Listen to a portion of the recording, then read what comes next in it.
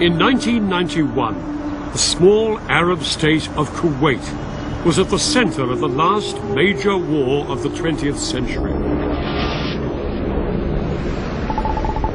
Saddam Hussein's Iraq had invaded Kuwait, putting nearly half the world's oil within his reach. Virtually everyone agreed he had to be stopped.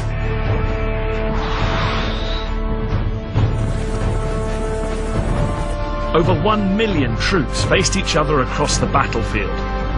Revolutionary new technology like stealth bombers, cruise missiles and precision-guided bombs would make this a battle unlike anything anyone had seen before.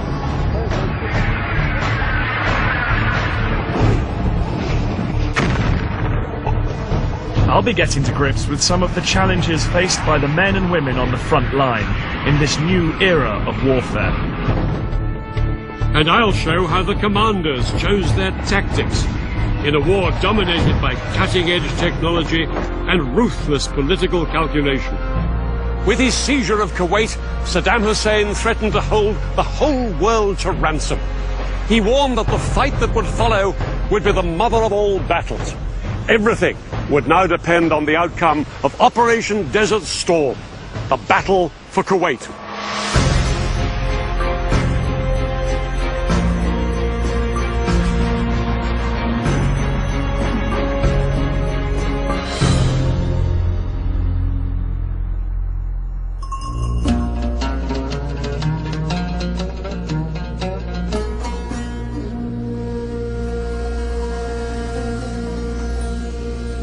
In the early hours of August 2nd, 1990, Iraq's army shocked the world by invading its neighbour, Kuwait. They smashed through the defences on the border and headed straight down this road towards the capital, Kuwait City. Kuwait's tiny army was unable to mount any serious resistance.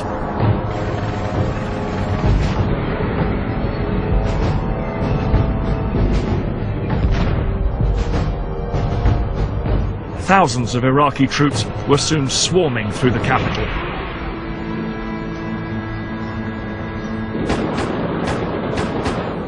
At around 4:30 a.m., just hours after the start of the invasion, Iraqi troops arrived here at the Parliament building.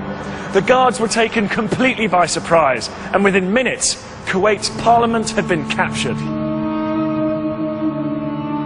The ruler of Kuwait, the emir, along with most of the royal princes, abandoned their palaces and fled. By the end of the day, the entire country of Kuwait was completely overrun, as thousands of Iraqi troops continued to pour across the border.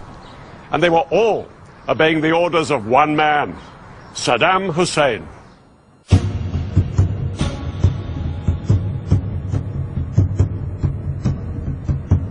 Saddam Hussein was the president of Iraq and a brutal dictator. For 11 years he had enforced a violent regime that murdered and tortured without hesitation.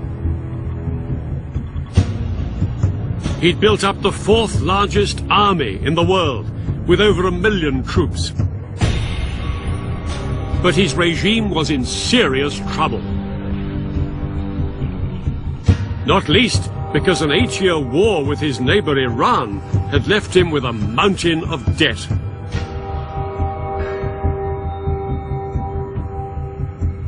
Iraq was bankrupt.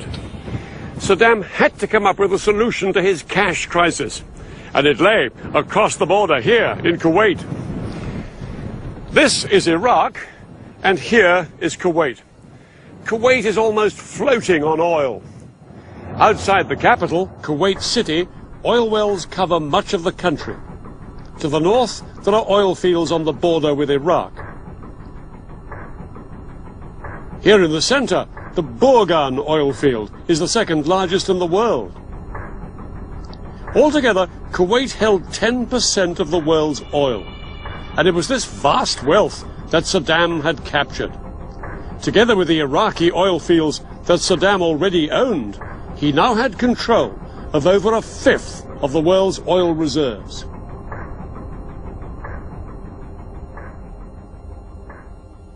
Saddam gambled that Western leaders did not have the stomach for a Middle East war and would have to accept his occupation of Kuwait. But he was in for a rude shock. This will not stand. This will not stand, this aggression against Kuwait. What has happened is a total violation of international law. Please raise their hand.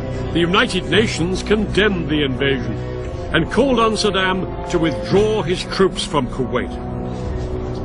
But far from withdrawing, there were signs that he might be planning something even bigger. Thousands of Iraqi reinforcements were moving into Kuwait. Some set up defensive positions along the coastline.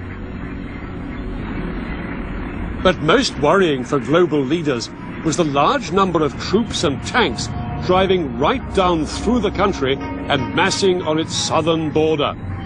The question was, would they stop there? 200 miles south of the border was the richest concentration of oil wells in the world. The oil fields of Saudi Arabia. The Saudi army was small. If Saddam chose to attack now, there was nothing to stop him. If he seized Saudi Arabia's wells, he would control nearly half the world's oil. President Bush Sr. and British Prime Minister Margaret Thatcher were determined to stop him. They were convinced that the only way to protect Saudi Arabia and its oil was to put US and British troops in on the ground. But there was a huge problem. Saudi Arabia is the spiritual home of Islam. It contains the cities of Mecca and Medina, the most holy sites in the Muslim world. Its royal family ran the country according to strict Islamic laws. Any attempt to fly in tens of thousands of troops from the non-Muslim armies of Britain and America was a political minefield.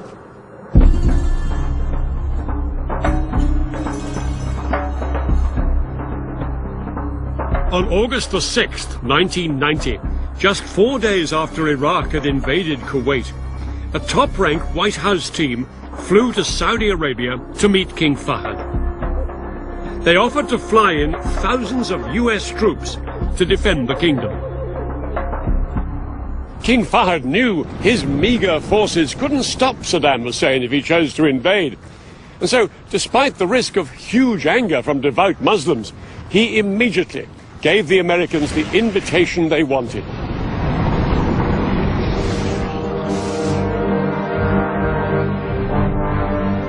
Within hours, one of the biggest deployments of troops since World War II was underway.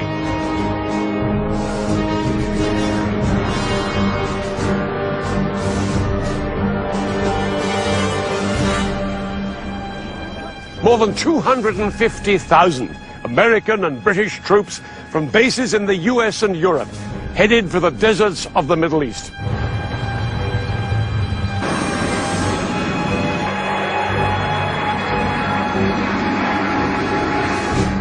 The Americans and British were determined that their stand against Saddam Hussein should be seen as an international operation and not as an American-led attack on an Arab country. In the coming months, troops from over 30 countries would take their place alongside the Americans and British in the Saudi Arabian desert. It was an extraordinary coalition that even included several Arab states like Egypt and Syria. But it was the Americans that dominated. The man in charge was called General Norman Schwarzkopf. He was a giant of a man with a keen intellect. He also had a fiery temper, and he set the tone with one of his first public comments about Saddam Hussein. If he dares come across that border and come down here, I'm completely confident that we're going to kick his butt when he gets here. Schwarzkopf was a tough talker, but he knew he faced a mammoth task.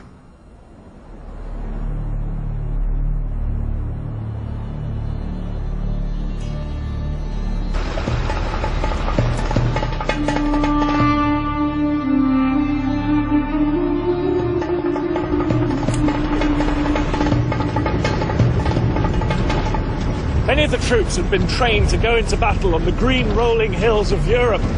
They arrived to find a scorched, barren desert like this one. It was a place few of them had ever imagined they'd have to fight over.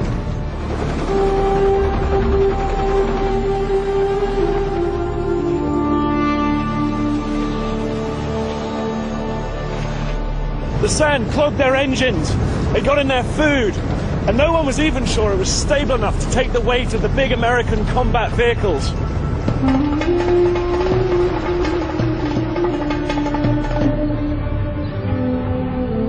But the biggest problem by far was making sure the Western troops did not offend their Muslim hosts.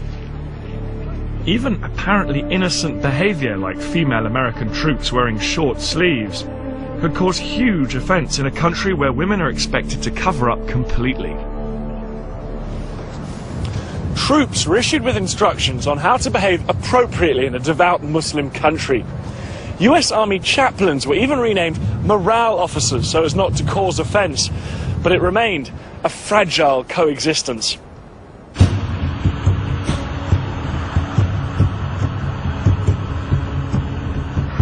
An Iraqi attack on Saudi Arabia remained a constant fear for the coalition. But it was the stories about the actions of Saddam's army inside Kuwait that outraged world opinion. They brought a reign of terror to Kuwait, including summary executions in the street.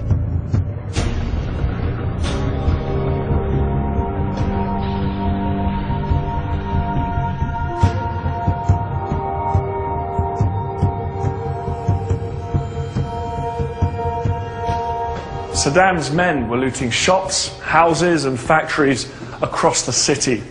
Torture and punishment beatings became commonplace as the Iraqis tried to crush any sign of Kuwaiti resistance.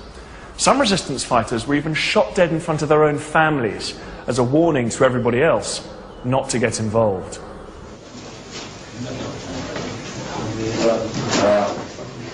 Western civilians living in Kuwait and Iraq had been rounded up and taken to Baghdad as hostages.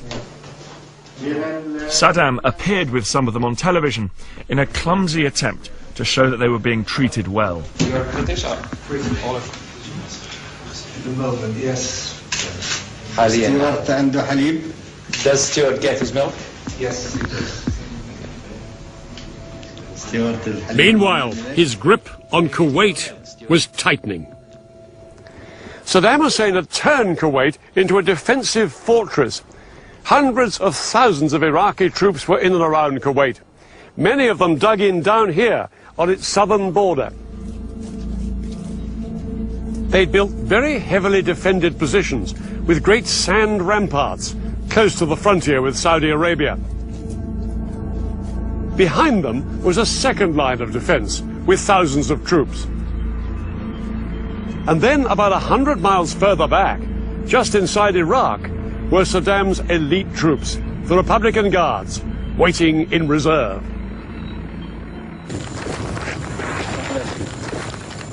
By November 1990, world leaders had run out of patience with Saddam. Although he hadn't attacked Saudi Arabia, he showed no signs of withdrawing from Kuwait.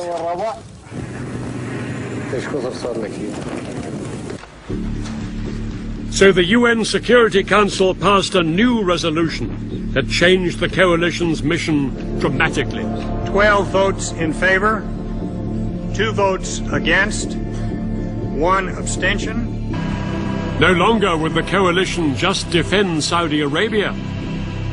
If Saddam's troops had not withdrawn from Kuwait in 6 weeks, the coalition would attack and force the Iraqis out. The countdown to war had begun. For the US military, it was a daunting prospect. They were haunted by the memories of the United States' last major conflict and knew that they could not afford to make the same mistakes again. If one American soldier has to go into battle, that soldier will have enough force behind him to win and then get out as soon as possible. This will not be another Vietnam.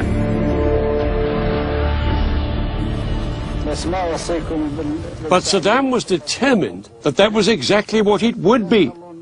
He calculated that if the Americans attacked, his best hope was to inflict massive casualties on the US troops.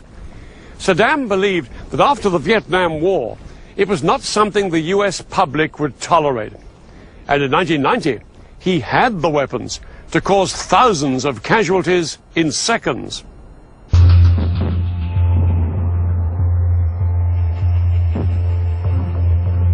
Just 2 years earlier, in March 1988, the Iraqi army had attacked a Kurdish village in northern Iraq, using a mixture of mustard gas and the nerve agent sarin. 5,000 people were killed, and thousands more suffered terrible injuries.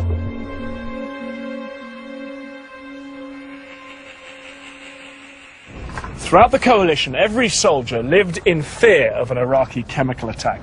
Day after day, they practiced the drills that would save their lives if nerve gas was used against them.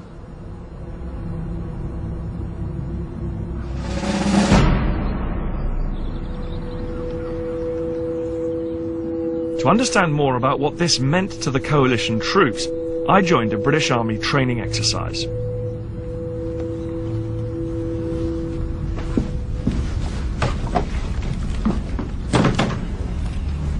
My job was to help unload equipment until the instructor launched a gas attack drill.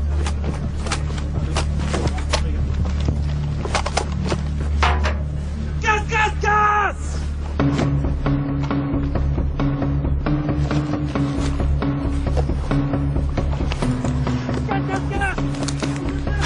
Gas, gas, gas! 9 seconds, come on. Think about the drills. Okay, let's go, well done. If a soldier couldn't get their mask on this quickly in a real attack, the gas could be lethal. Come on, 2 minutes, let's go. I then had to carry on with my task, exactly like the troops would in a combat situation. Come on, work hard, well done. Come on, really gotta get this. Come on, come on.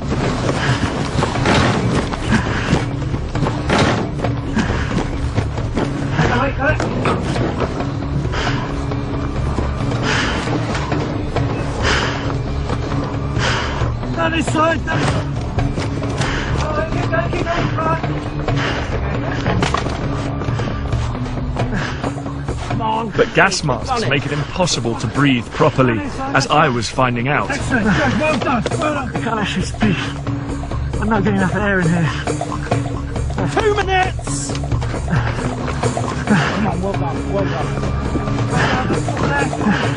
That one there. That one. Down this side, let's go. Excellent, well done. Stop! Stand still. Unmask. Come on, that's good. Good, well done.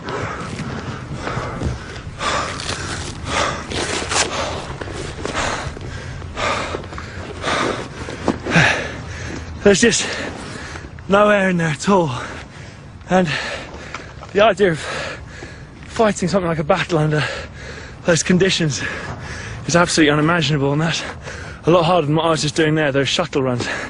The idea of spending hours on hours in this get-up, charging across hills, is extraordinary.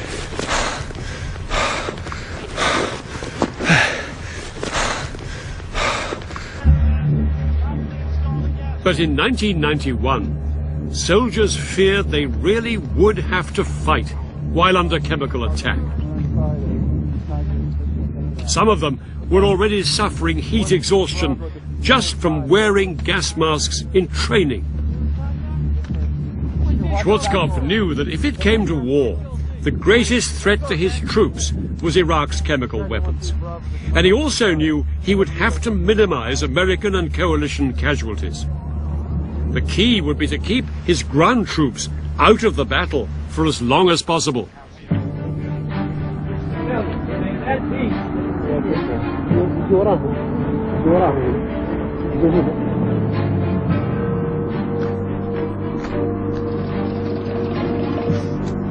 Schwarzkopf's plan was to launch a colossal air attack on Iraq itself and on its forces on the ground, to try and force Saddam to abandon Kuwait. But if this didn't persuade Saddam to leave, Schwarzkopf knew that he would have to take a far more risky step. He'd have to order his forces to fight their way into Kuwait. And some of the experts predicted that this would cost thousands of American lives. His strategy would call upon the full might of the United States Armed Forces. More and more of the world's most sophisticated aircraft, tanks and weapons were arriving in the Gulf. And 6 American aircraft carriers with over 400 planes would be positioned within striking distance of Iraq and Kuwait.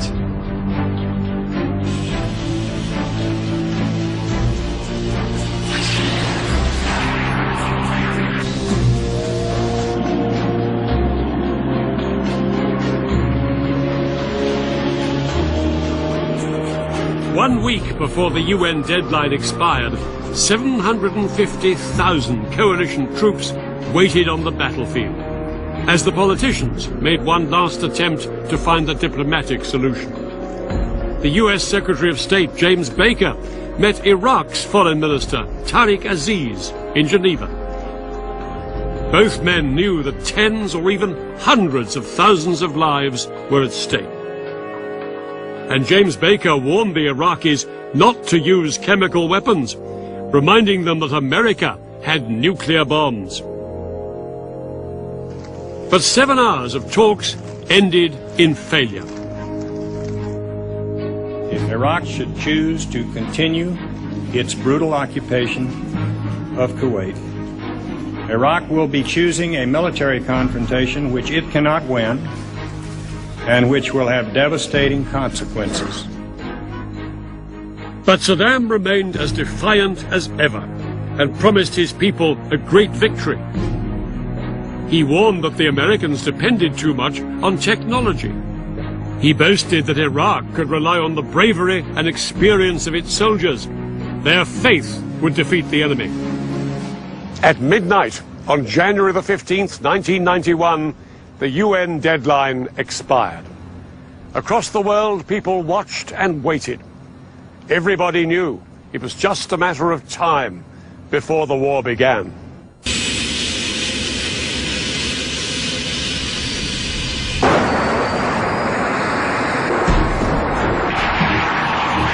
In the early hours of January the 17th, 1991, hundreds of coalition aircraft took to the skies and headed for their targets. Operation Desert Storm had begun. British RAF pilots in low-flying Tornado aircraft carried bombs designed to crater Iraqi runways. The Americans' first target was Iraq's capital. From the rooftops of Baghdad, 3,000 anti-aircraft guns fired into the night. Flying straight into this wall of fire were 8 American bombers. They were so sophisticated that the Saudis had nicknamed them Ghosts. The F-117 stealth bomber was designed to be invisible to radar. But this was its first test in major combat. The stealth's first target was the main communications tower in Baghdad. At exactly 3 a.m., the pilot in the lead aircraft pushed the button and a 2,000-pound laser-guided bomb descended on its target.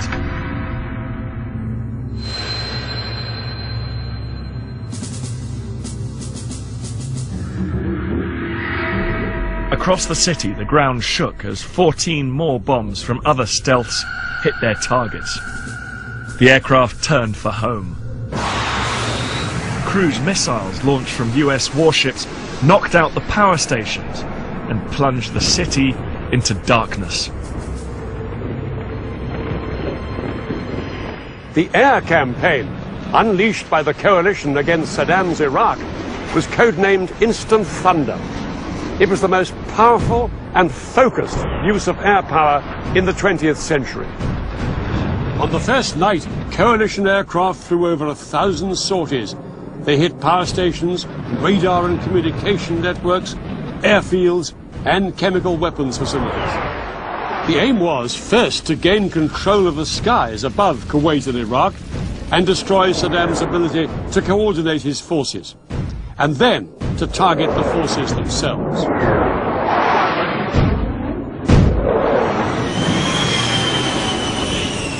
Guided in by laser, a bomb launch from planes like these could explode within 3 meters of its target, even from a range of 7 miles.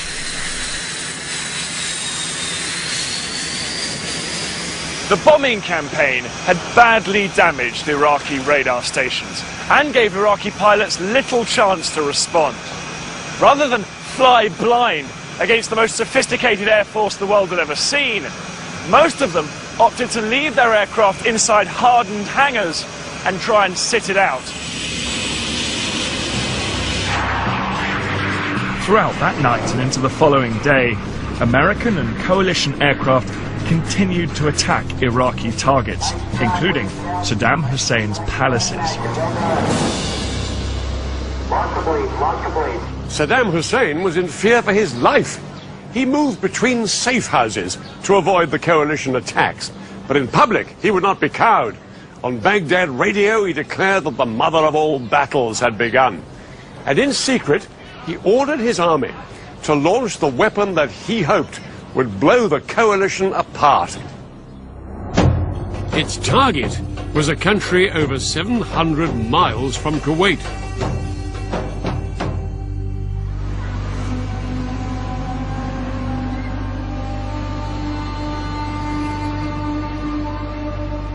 At 2 a.m. on January the 18th, 1991, air raid sirens sounded across Israel.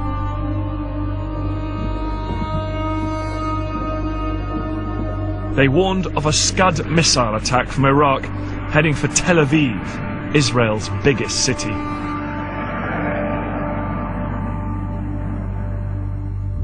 Moments later, the first Scud hit this factory near a housing estate in a residential suburb of the city. Initial reports from the Israeli army suggested that Israel was under chemical attack. In the confusion and panic, people all over the city put on their gas masks. Some even injected themselves with the antidote to nerve gas. Saddam Hussein's attack on Israel was an act of ruthless calculation. He hoped Israel would retaliate. If it did, Israel would then appear to be on the same side as the Arab nations in the coalition. Saddam's hope was that the Arabs' hatred of Israel would make this unthinkable for them. They would withdraw from the coalition, and the coalition would collapse. From Washington, senior White House officials called the Israeli defense minister, urging him to show restraint. For hours, the whole world held its breath, waiting to see how the Israelis would respond. 8 Scuds had been fired at Israel that night, and by daybreak, residents were still on alert. But reports of a chemical attack had turned out to be a false alarm, and remarkably, nobody had been killed by any of the missiles. Under huge pressure from the White House, the Israeli Prime Minister, Yitzhak Shamir, agreed not to retaliate, at least for the time being. In return, the Americans promised to make the destruction of the Scud missile launchers inside Iraq their top military priority. The Scud hunt was on.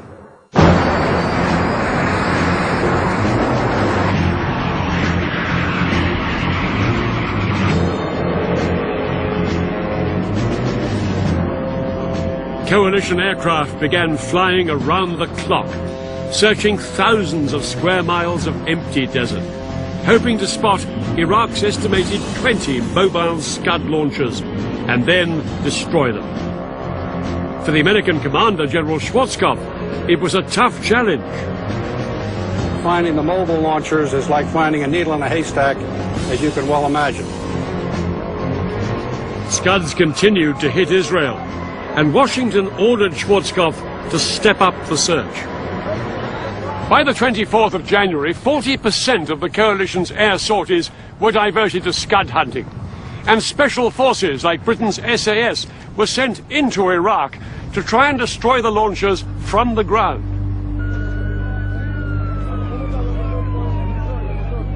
The Scud attacks on Israel went on, but still they failed to break up the coalition as Saddam hoped.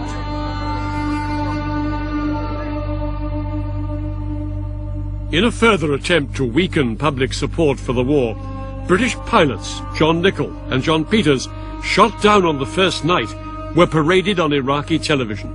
They had been tortured and were forced to denounce the war. I think this war should be stopped so we can go home. I do not agree on this war with Iraq. The pictures provoked condemnation across the world and only inflamed Western public opinion against Saddam. Saddam was unable to prevent the air campaign systematically destroying his army. So 2 weeks after the air war began, he ordered an attack that would force the Americans into the risky ground combat they wanted to avoid.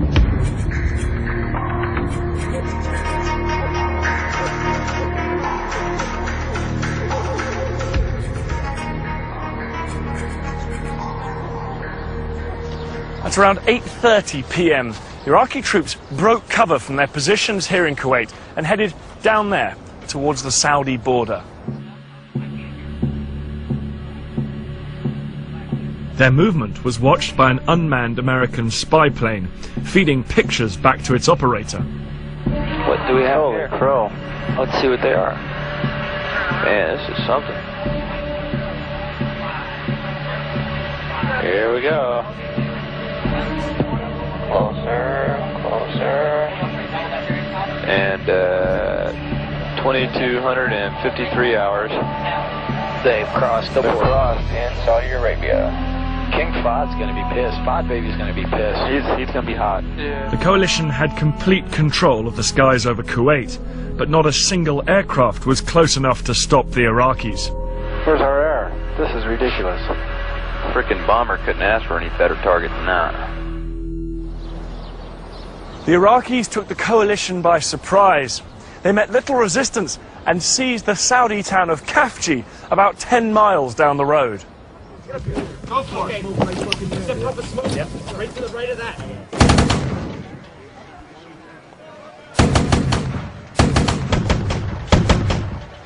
Troops from America, Qatar and Saudi Arabia now had to fight their way into the city to regain control. Arm this missile, I'll shoot down range. Take that bad boy out.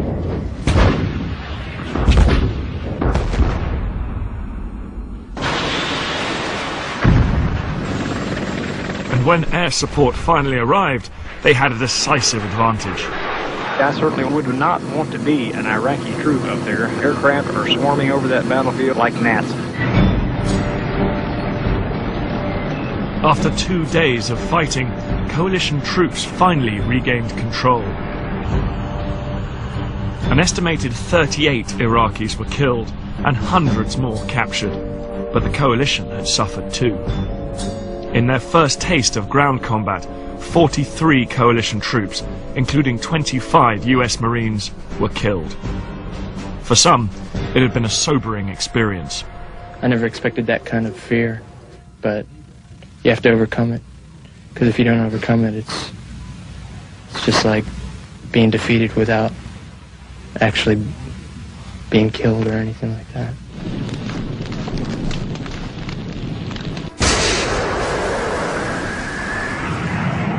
But with Khafji back in coalition control, world attention turned once again to the air campaign, which was now in its 4th week.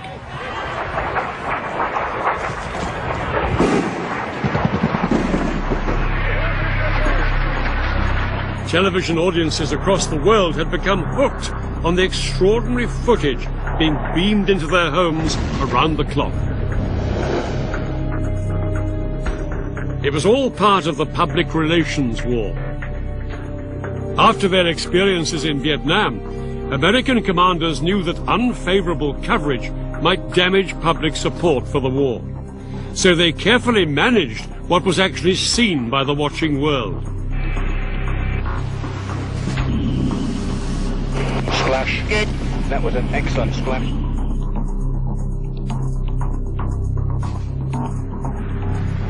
The American general who commands all the Allied forces in the Gulf has said that Operation Desert Storm has been going according to plan. The aim was to portray the war as clinical and bloodless, with so-called smart bombs making surgical strikes. I'm now going to show you a picture of the luckiest man in Iraq on this particular day.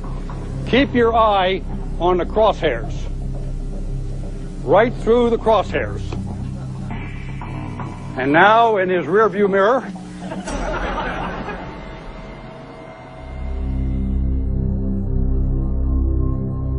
But the laughter was about to end. In the early hours of February the 13th, 1991, 2 stealth bombers flew towards the Al-Amariya bunker in the suburbs of Baghdad on what was supposed to be a routine mission. Shortly after 4:30 a.m., they released 2 laser-guided bombs. Exactly as planned, the bombs dropped down a ventilation shaft and exploded deep inside the bunker to maximize destruction. The trouble was, it was packed with over 400 civilians. American criminals! Why? For what the war? For what the war? Hundreds had been killed, many of them children. Pictures of the disaster were broadcast around the world. I miss my wife and my children. Is that fair? Nobody says something to stop this massacre. It was a terrible mistake. Coalition air planners had believed that the Al-Amariya bunker was being used by Iraqi commanders, not civilians. These images of so many dead civilians and their distraught relatives shattered the myth that this was a bloodless war, and it forced Schwarzkopf to curtail the bombing of Iraqi cities for fear of causing more civilian casualties.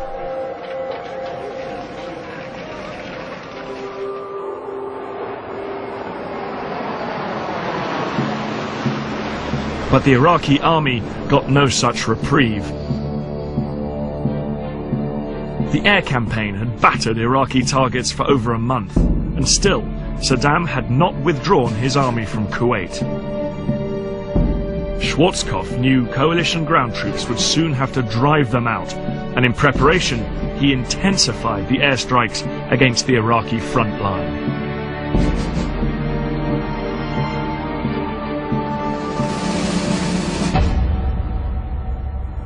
There was nothing smart about this bombardment.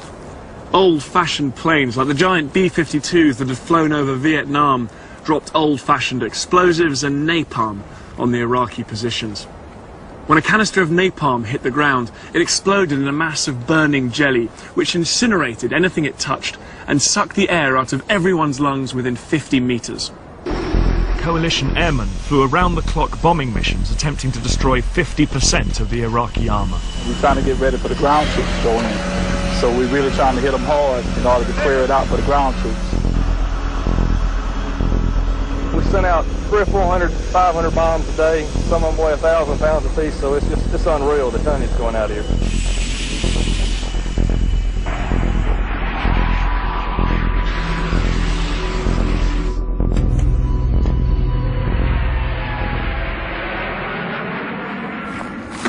In retaliation for the coalition's continuous aerial bombardment, Saddam Hussein unleashed a new kind of destruction.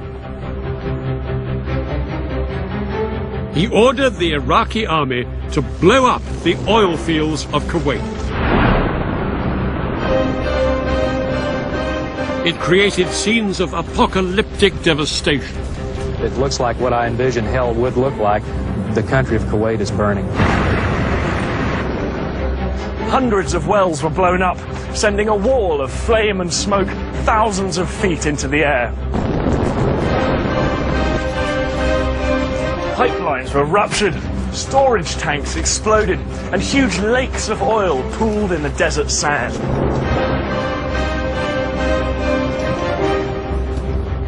Choking black clouds filled the air, and day turned to night as the smoke blocked out the sun.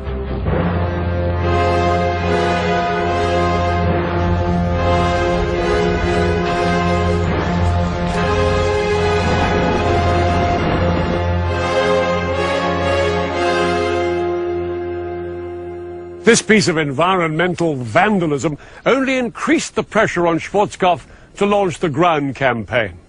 His plan was a masterpiece of strategic deception. The main attack would appear to come down here, across Kuwait's southern border. 40,000 American Marines would thrust up into the Iraqi defenses. Alongside them, troops from other coalition countries, including large forces from Syria and Egypt. Their job was to make Saddam think they were just the start of a much larger attack from here in the south. But Schwarzkopf's main blow would come not from the south, but from the west. Under the cover of the air war, he had secretly shifted the bulk of his army, 1,500 tanks and nearly 300,000 men, up to 300 miles off to the west to launch a giant left hook. His main heavy tank force, with Britain's men and tanks on their right flank, were waiting for the signal to burst into Iraq and swing east into Saddam's Republican Guard divisions, dug in on the Kuwait-Iraq border. Schwarzkopf's men had a double mission: to liberate Kuwait and to so weaken the Republican Guard and the Iraqi army that they could never cause trouble in the area again. On the 24th of February, 1991, the ground attack began.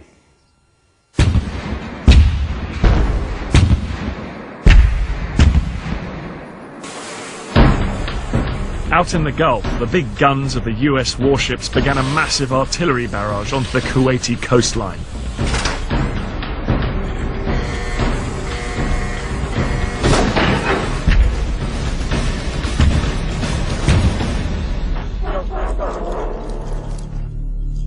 But the real attack would come from the ground troops.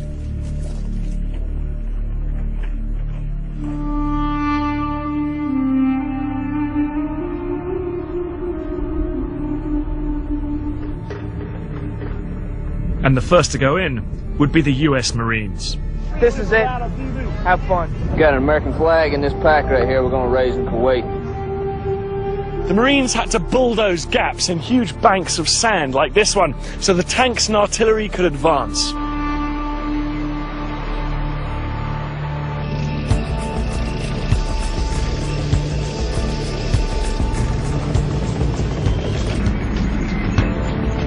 As the first troops went in, none of them knew what would happen. The fear of a chemical attack was so great that the US troops wore chemical protection suits and gas masks. In front of them, they expected vast minefields and tens of thousands of Iraqi troops in heavily defended, entrenched positions. Coalition commanders expected the Marines to be able to penetrate just a few miles into the heavy Iraqi defenses, with as many as 1 in 3 of the Marines being killed or injured. But as the Marines crossed into Kuwait, they were amazed at what happened. Everywhere, Iraqi troops either abandoned their positions or were raising the white flag in surrender. Most of them were conscripts, and after the devastating 5-week air bombardment, they were sleep-deprived, shell-shocked, and dehydrated. They were in no position to fight.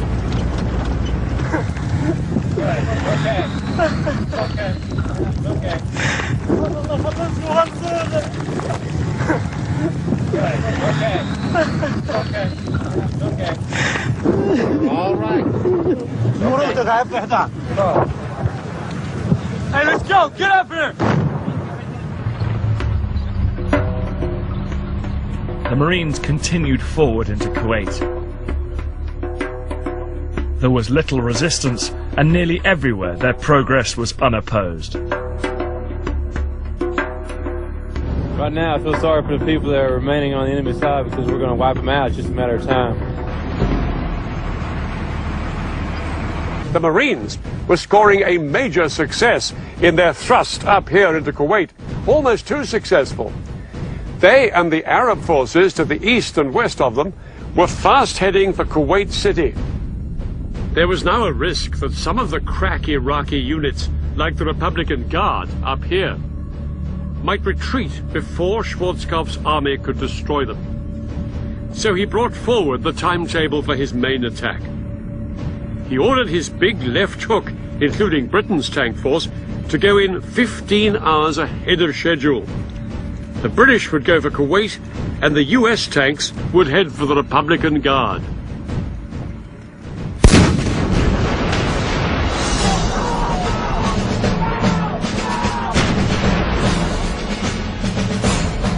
"10 hours into the ground war, at 2:30 p.m., British and American troops began a massive artillery barrage onto the Iraqi positions in front of them.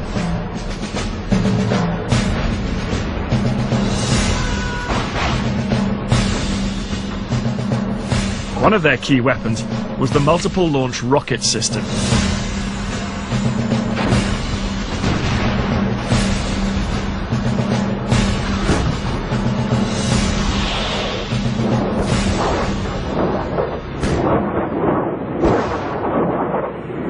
As each of the rockets burst in the air above the Iraqis, it scattered 644 bomblets over them. It was as if they were being showered by hand grenades. In just over 30 minutes, more than 500,000 of these bomblets landed on the Iraqi troops.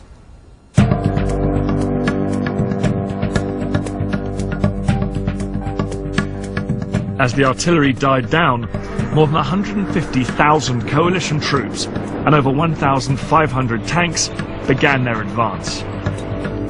Saddam knew he couldn't keep Kuwait much longer, but he was still determined to show the Americans he had the capacity to hit them where it hurt. He ordered his troops inside Kuwait to counterattack against the US Marines.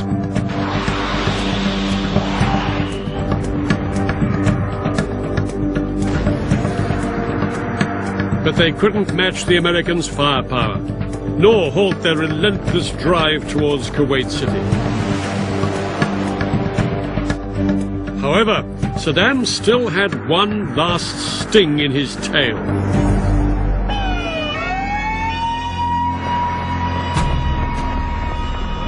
Iraqi troops fired a Scud missile towards a coalition base in Dhahran, Saudi Arabia.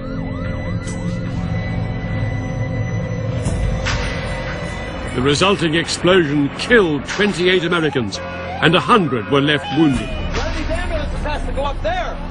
It was their biggest single loss in the war so far.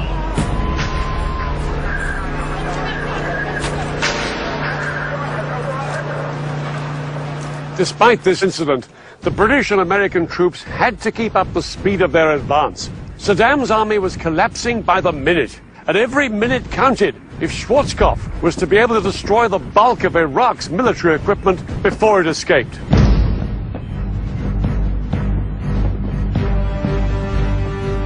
Schwarzkopf's main armored thrust had swept across 100 miles of Iraqi desert west of Kuwait and closed in on Saddam's elite Republican Guard. Finally, at 4 p.m. on the 26th of February, they came face to face. A gunner in one of the lead vehicles spotted a line of Iraqi tanks on the horizon. The US tank commander realized that he was heading straight for a major Republican Guard position. The gunner in the lead American tank quickly fired off a shot at one of the Iraqi tanks. Seconds later, the American commander watched as the shell landed directly on the target. The Iraqi tank exploded, throwing a man out through the hatch, engulfed in a ball of flame. Within seconds, the other American tanks had opened fire. In just a few minutes, the Republican Guard's position had been obliterated.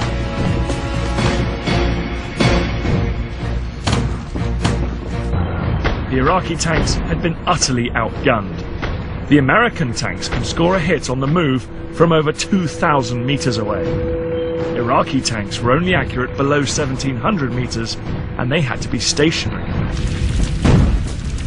Within a couple of hours, over 50 Iraqi armored vehicles were destroyed, with few American losses. Throughout the night, the Americans pursued the Republican Guard. By daybreak, they'd smashed an entire division, leaving over 100 tanks and armored vehicles smoking on the battlefield. The remaining Republican Guard divisions made a desperate retreat, and the Americans continued to hunt them down. It looked like the Americans now had the Republican Guard at their mercy. But something had happened inside Kuwait that would help save them from destruction.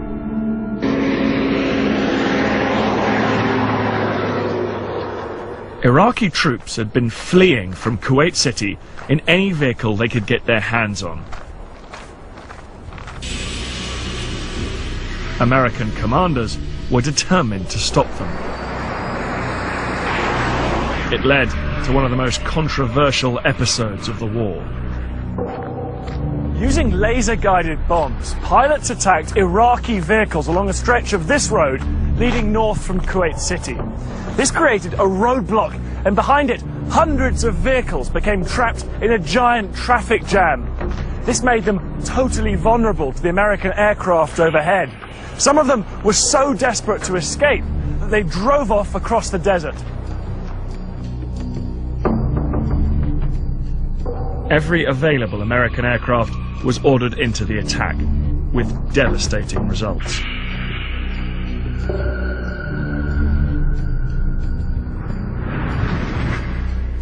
For mile after mile, charred vehicles and human corpses littered the desert and choked the two main roads going towards Iraq. An estimated 2,000 vehicles were destroyed. Only very few of them were tanks or armored personnel carriers. Most were civilian vehicles stolen by the Iraqi army as they fled Kuwait City. Nobody knows how many hundreds or thousands of Iraqis died in the attacks. The American leadership realized that pictures like these would soon be on television around the world, and they feared it would look like a massacre. This would become a key factor in deciding when to end the war.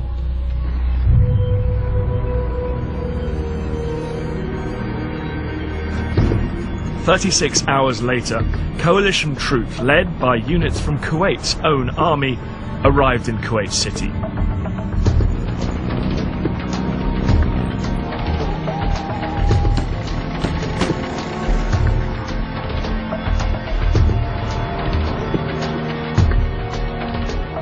The streets soon filled with vehicles as people celebrated the end of the Iraqi occupation.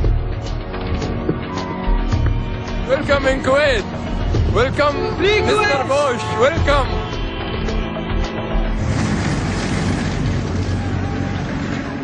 Alongside them were American troops, greeted as heroes, as liberators of a country that had been subjected to months of horror by the Iraqi regime. They don't have any civilization. They kill not by guns only, by torturing.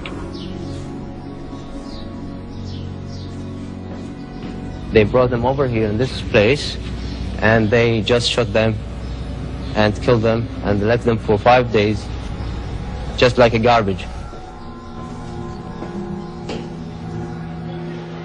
They want to put the name Saddam in my hands, and they tell me to remember it even you are an old man.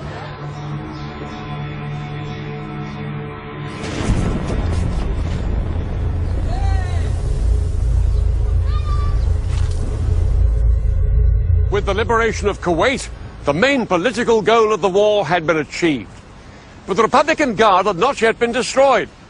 However, President Bush feared that continuing to bomb a retreating enemy might give the impression that America was behaving like a bully.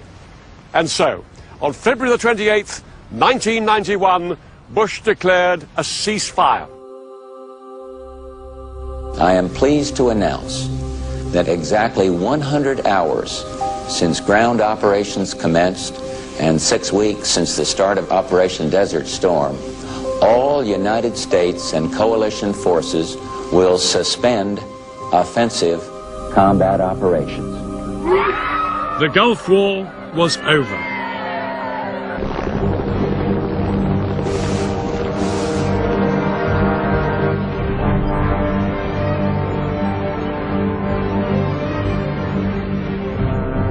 Within weeks, tens of thousands of coalition troops began the long journey home. All of them grateful that the mass casualties they'd feared had never materialized.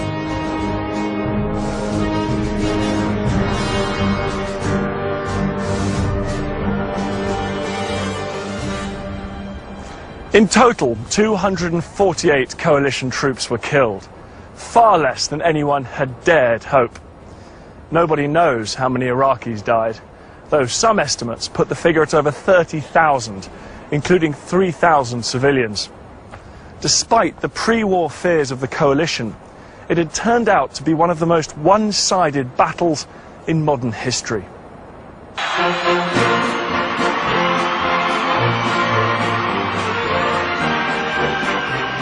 Schwarzkopf and his men returned home to a hero's welcome.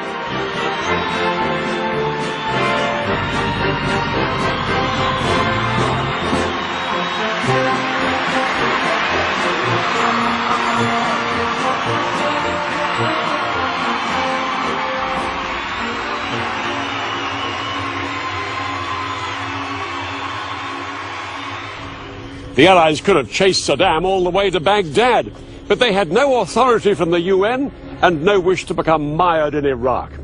Instead, they hoped that Saddam would now be too weak to be a threat.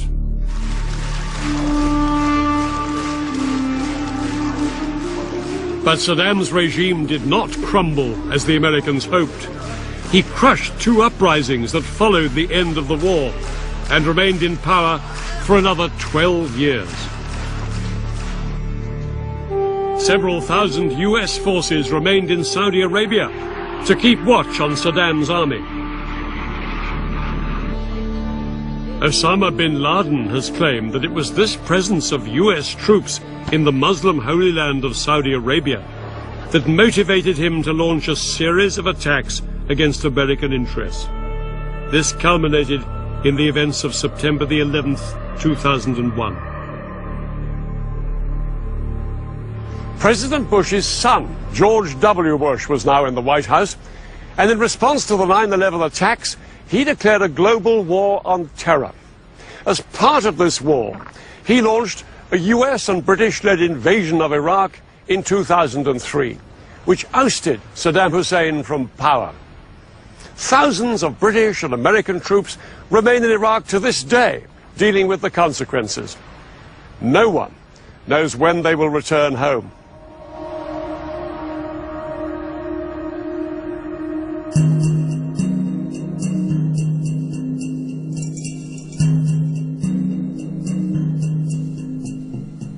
You can find out more about the Gulf War of 1991 in Dan's video podcast, available online now at bbc.co.uk/history.